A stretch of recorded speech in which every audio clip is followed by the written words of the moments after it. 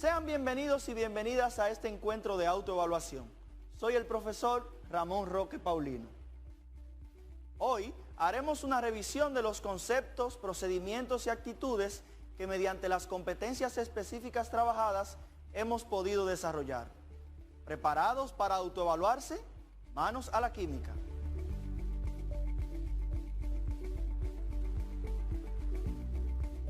Cada una de las intervenciones que hemos tenido durante esta semana buscan que puedas reconocer problemas y situaciones de tu entorno y darles explicaciones utilizando los principios fundamentales de la química. Además, hemos perseguido que te prepares para realizar un reportaje acerca de la salud integral y bienestar en tiempos de pandemia, de manera que puedas contribuir a mitigar la propagación del virus SARS-CoV-2 causante de la enfermedad que conocemos como COVID-19. La evaluación es un aspecto muy importante del proceso de enseñanza-aprendizaje. Estamos acostumbrados a que nuestros profesores nos evalúen, que nos corrijan las tareas, que escuchen nuestras intervenciones en clases y, cómo olvidarlo, que nos den exámenes. Todas estas maneras de evaluación son muy importantes, pero en tiempos de pandemia es imprescindible que nosotros mismos estemos conscientes de qué tanto estamos aprendiendo y de cómo podemos contribuir a ampliar nuestros aprendizajes. Es decir, es necesario que seamos capaces de autoevaluarnos. Recapitulemos los puntos que hemos visto hasta ahora. Resaltamos el carácter místico y protocientífico de la alquimia, pero que ésta sentó las bases para la existencia de la ciencia que hoy llamamos química. Como todas las disciplinas consideradas científicas, reconocimos el objeto de estudio de la química, la materia. Además, es importante recordar que toda ciencia, y esto no exime a la química, hace uso del método científico para entender los fenómenos que la involucran. Identificamos las ramas y subdivisiones de la química orgánica, la química inorgánica, la química analítica, la química ambiental, la bioquímica, entre otras. Dimos un paseo por las características fundamentales de la materia. Conocimos sus propiedades y algunos instrumentos para su medición, como son el termómetro, que nos permite medir su temperatura, la balanza, que nos permite medir su masa, y la probeta, que nos permite medir su volumen. Reconocimos los diferentes estados de agregación de la materia: el estado sólido, el estado líquido, el gaseoso y el plasma. Además, vimos que la materia puede pasar de un estado de agregación a otro y que cada uno de esos estados de agregación tiene su propio nombre, como fusión, solidificación, evaporación, la condensación, entre otros. Identificamos los tipos de cambios que puede sufrir la materia. Vimos los cambios físicos y los cambios químicos. Vimos que la materia está constituida por partículas extremadamente pequeñas, a las cuales llamamos átomos. Interpretamos a estas pequeñísimas partículas como esferas diminutas con dos regiones. Una mucho más pequeña, llamada núcleo, donde encontramos a los protones con carga positiva y a los neutrones sin carga eléctrica neta. Interpretamos a estas pequeñísimas partículas como esferas con dos regiones. Una mucho más pequeña, llamada núcleo, donde encontramos a los protones con carga positiva y a los neutrones sin carga eléctrica neta. Además de una corteza donde es posible encontrar un tercer tipo de partículas llamadas electrones, los cuales tienen carga eléctrica negativa.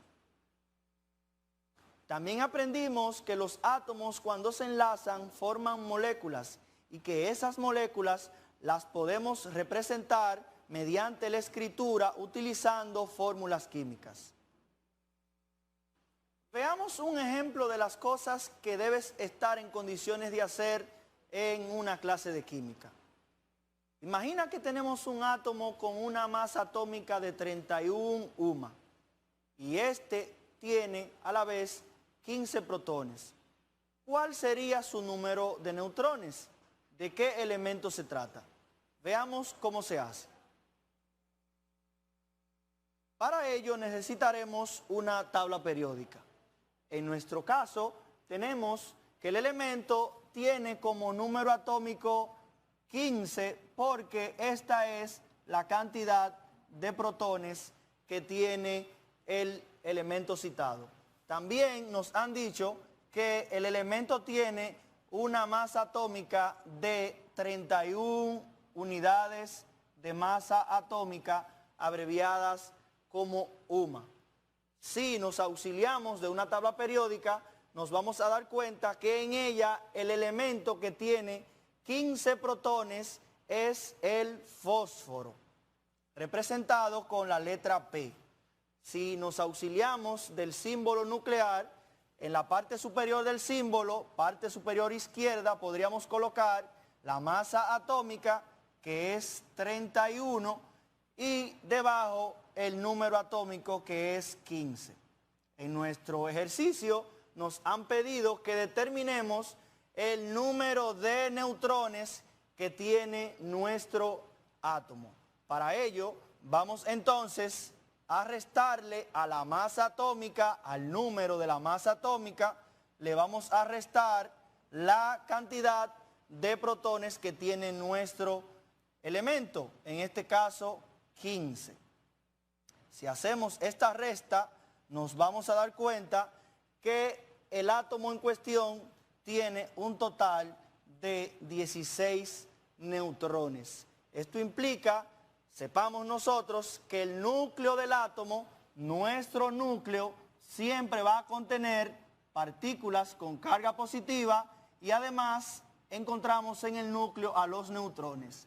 Alrededor de ese núcleo y en diferentes niveles y subniveles podríamos nosotros encontrar a los electrones. Veamos otro ejemplo. Imagina que tienes un átomo de cierto elemento cuya masa atómica es 80 UMA y que este átomo tiene un total de 45 neutrones. Entonces, ¿de qué elemento se trata? Veamos. En nuestro caso, nos han dicho que el átomo tiene una masa atómica de 80 UMA. Sepamos que la masa atómica se representa con la letra A. Lo mismo nos han dicho que nuestro átomo tiene un total de 45 neutrones. En este caso, nos preguntan, ¿de qué elemento se trata? Veamos cómo se hace. Nosotros sabemos que en un átomo la masa atómica representa la totalidad de las partículas y que asumimos que cada una de las partículas del núcleo del átomo tiene como equivalencia una unidad de masa atómica. En nuestro átomo, entonces, tenemos unas 80 partículas, de las cuales 45 son neutrones. ¿Y el resto qué son? Protones, por supuesto. Si restamos a 80, le restamos 45, entonces eso nos va a dar un total de 35 partículas que hay en el núcleo. ¿Qué son esas partículas? Protones.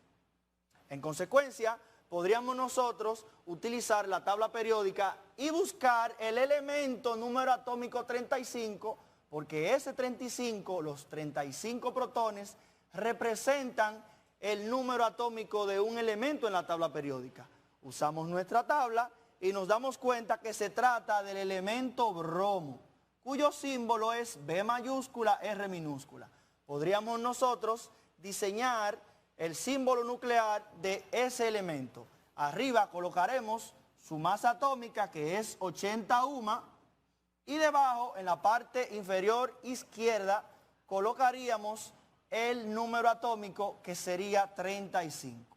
Recordemos que el número atómico se representa con la letra Z y para nuestro elemento es 35. Como has notado, esta ha sido una semana muy exitosa. Esperamos que cada uno de los temas que se han planteado aquí sean parte ya de tu acervo académico.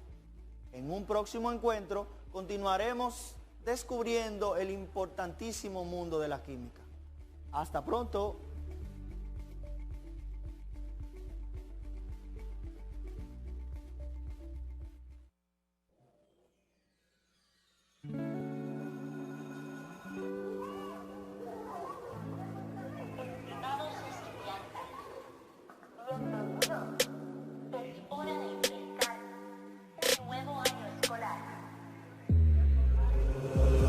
El uniforme que tú quieras, la escuela está en el patio, la sala, el cuarto, la escalera, agarra tu folleto, prende la televisión, todo por la educación. Todos los muchachos de tu promoción ya prendieron la radio por la educación. Y tú cogiendo los batones, no te quedes atrás, vamos para la graduación. En tu casa, aprende y comprende, con tus padres, aprende y entiende, con la pro, aprende y comprende, rota en tu mano, vamos, de ti depende. En tu casa, aprende y comprende, con tus padres, aprende y entiende, con la